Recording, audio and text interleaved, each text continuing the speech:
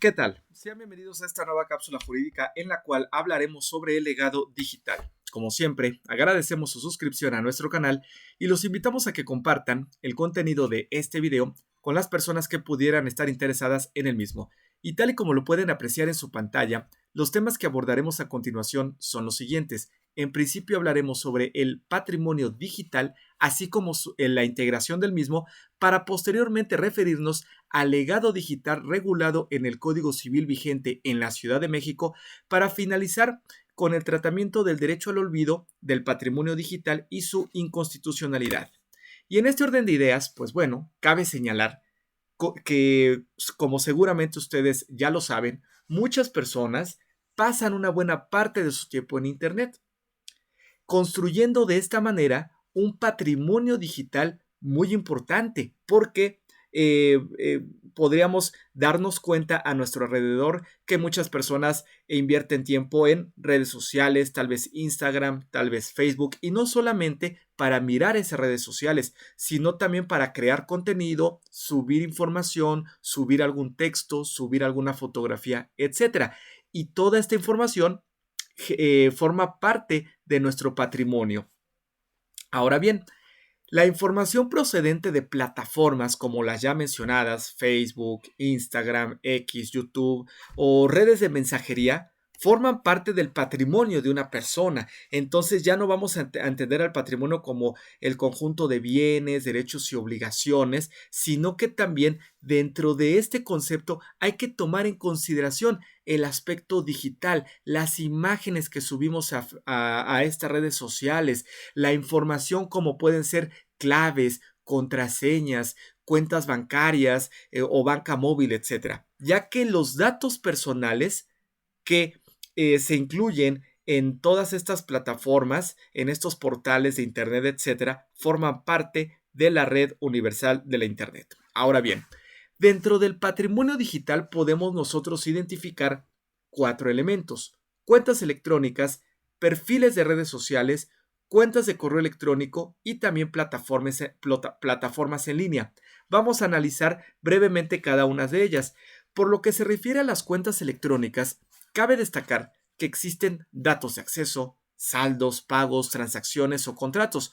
Por ejemplo, los servicios de banca en línea, servicios de pago, tiendas en línea como Amazon, plataformas de criptomoneda, servicios de streaming y cuentas de Google, por ejemplo, ¿no? Entonces, muchas personas tienen o son titulares de este tipo de cuentas electrónicas y obviamente, por supuesto, hay un mundo de información que forma parte de su patrimonio digital.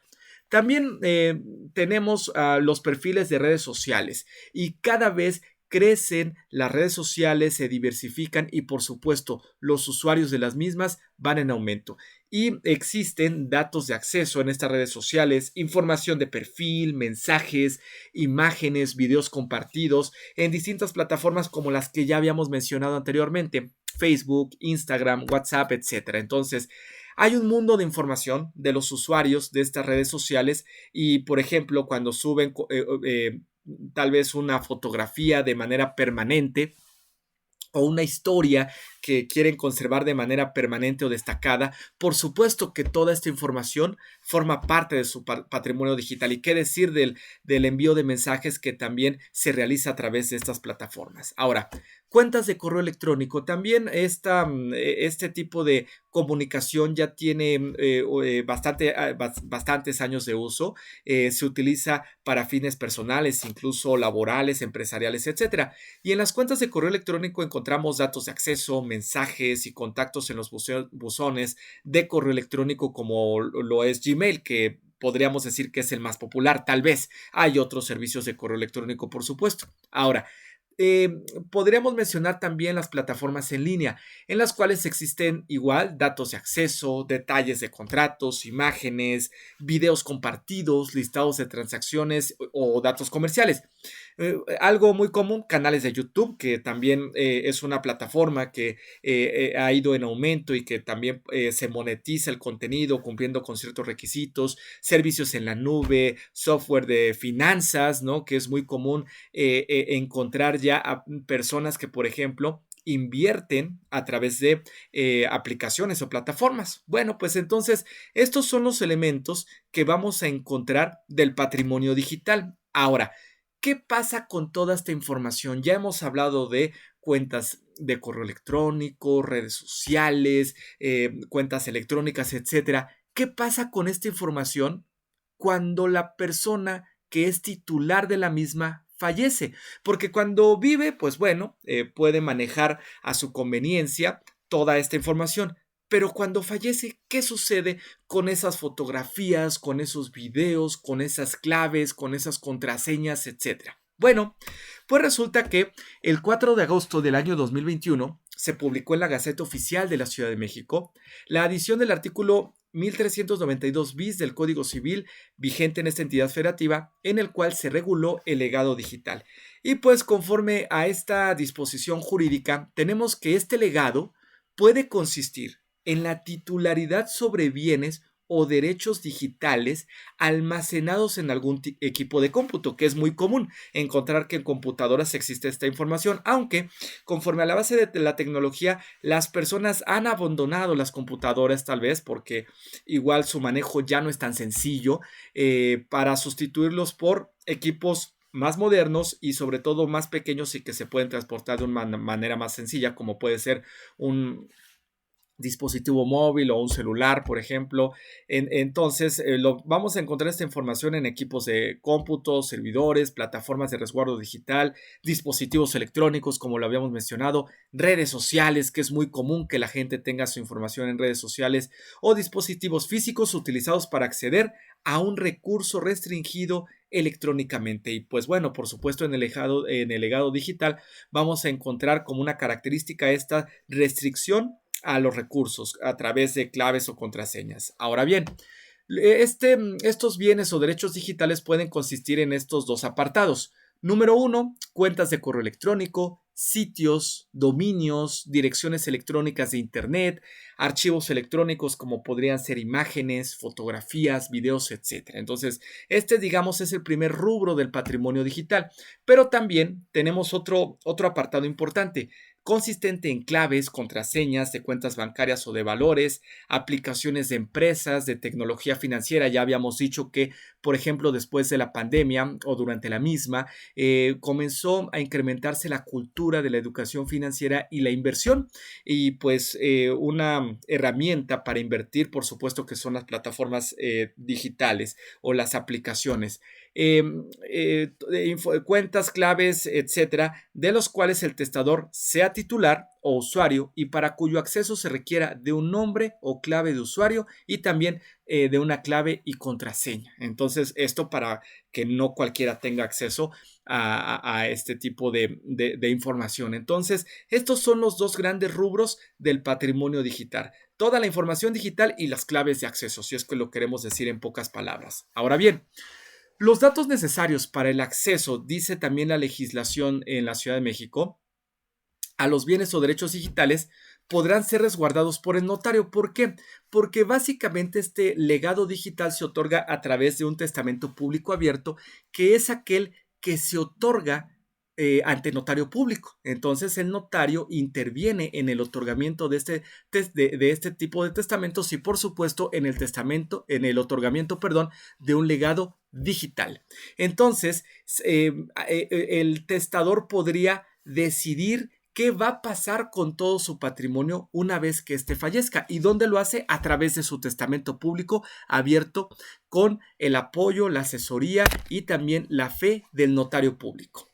Y entonces para ello el testador podrá decidir que el acceso a esta información sea resguardada por el notario, ya sea en el apéndice de la escritura pública que contenga el testamento o bien tratándose de la actuación digital notarial que está regulada en la ley del notariado, podría resguardarse esta información en un sistema de almacenamiento permanente. Ahora bien, el testador al momento de disponer sobre su patrimonio digital para después de su muerte, puede nombrar a un ejecutor especial o una albacea especial, quien estará facultado para que se le proporcione la información correspondiente al acceso a este patrimonio digital y proceda según las indicaciones del testador. Entonces vamos a tener a este ejecutor o a este albacea especial que va a contar con determinadas indicaciones del testador. Por ejemplo, el testador podría ordenarle al albacea o podría indicarle que una vez que éste fallezca, desaparezca esta información digital, tal vez que cierre sus redes sociales, que las cancele, que baje las fotografías de internet, los videos, etcétera, ¿no? Esa podría ser una opción del testador y entonces esto se lo ordenaría a este ejecutor especial o a este albacea especial y por lo tanto a él este ejecutor especial tendría acceso a las claves, a las claves que resguardó el testador. Ahora, pero también podría suceder que el testador no disponga sobre el tratamiento de su información personal almacenada en estos registros electrónicos públicos o privados, incluyendo, como ya decíamos, imágenes, audio, videos, redes sociales o cualquier método de búsqueda de Internet. Eh, o bien, este testador ordenó su eliminación una vez que se tenga, o bien, perdón, no ordenó su eliminación. Y bueno, ¿qué sucede? Podríamos tener la situación, al contrario de lo que habíamos mencionado, que el testador no dispuso, es decir, fue omiso sobre qué iba a pasar con toda esta información para después de su patrimonio o dicho en otras palabras, básicamente no ordenó su eliminación. Entonces, una vez que se tenga certeza de que ese fue el último testamento y se declare la validez de ese testamento, el albacea o el ejecutor especial nombrado por el testador, una vez que fallezca, por supuesto, procederá de inmediato, dice la legislación civil, a solicitar su eliminación a las instituciones públicas o privadas que conserven esta información digital, con la finalidad de salvaguardar el denominado derecho al olvido, en favor del autor de la sucesión, que ya falleció. ¿Esto qué significa? Que el legislador consideró que si la persona titular del patrimonio digital hizo su testamento y no dispuso del mismo, o probablemente no hizo su testamento, y no dispuso qué iba a suceder con todo ese patrimonio digital que formó a través de cuentas electrónicas, redes sociales y todo lo que ya hemos mencionado, se debía garantizar su derecho al olvido y borrar toda la información, una vez que, por supuesto, la persona fallezca. Sin embargo, la Suprema Corte de Justicia de la Nación, a través de la tesis aislada con el número de registro digital que pueden apreciar en su pantalla, declaró la inconstitucionalidad de este derecho al olvido. Es decir, dicho en palabras simples, la Corte señaló que era inconstitucional eliminar toda esta información digital, todo este patrimonio digital del autor de la sucesión, si es que este había sido omiso sobre su disposición para después de su muerte. Y entonces el derecho al olvido contenido en el artículo 1392 del Código Civil vigente en la Ciudad de México es incompatible con las normas constitucionales en materia de libertad de expresión y acceso a la información. ¿Por qué? Bueno, en principio, porque la protección de datos personales no puede constituir una justificación para impedir o controlar de manera previa las publicaciones presentes o futuras que se pudieran realizar en ejercicio de la libertad de expresión y que contengan la información de una persona. Es decir, las redes sociales son la manifestación de la libertad de expresión de sus usuarios. Tú puedes publicar, siempre y cuando no se afecten derechos de terceros, alguna fotografía, algún video, y en esa fotografía y en ese video, aun cuando no menciones algo, pero ejerces tu libertad de expresión. En consecuencia, la protección de datos personales no es una justificación para limitar esa libertad de expresión que una persona ejerce por conducto de sus redes sociales, por ejemplo. Por lo tanto, no se puede eliminar porque, ¿qué sucedería? Básicamente estaríamos violentando el derecho de libertad de expresión que ejerció esa persona en vida y ya después de fallecida pues, se estaría eliminando, ¿no? De alguna manera. Y también la Corte consideró que toda información que se ha hecho pública debe permanecer con ese carácter sin que el mero paso del tiempo conlleve que determinada información pierda su interés público. ¿Esto qué significa? Bueno, que si el titular del patrimonio digital. Si el titular de una red social, si el titular de un canal de YouTube decidió que su video se publicara o su fotografía se publicara como pública, no existía razón para cambiar ese carácter, para convertirla en privada o básicamente desaparecerla. Por lo tanto, el simple paso del tiempo o incluso la muerte del titular no significa que la información que éste publicó a fin de que todo el mundo tuviera acceso a dicha información digital tuviera que ser eliminada de la red.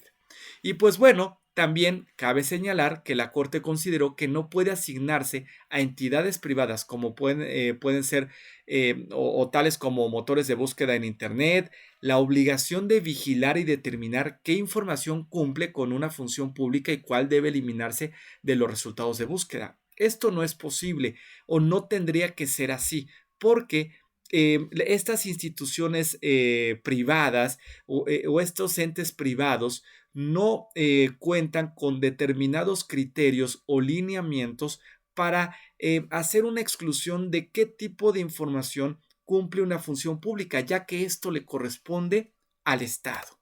Y pues bueno, cabe señalar además que la Corte consideró que la facultad que se le podría asignar a un órgano del Estado para esta determinación, es decir, para eliminar la información, podría constituir un medio para la censura indirecta, sin la existencia de un juicio y sin seguir las formalidades del debido proceso, porque podría presentarse un interés tal vez estatal de que una vez que la persona falleció, se elimine de la red cualquier tipo de publicación que haya hecho en el ejercicio de su libertad de expresión.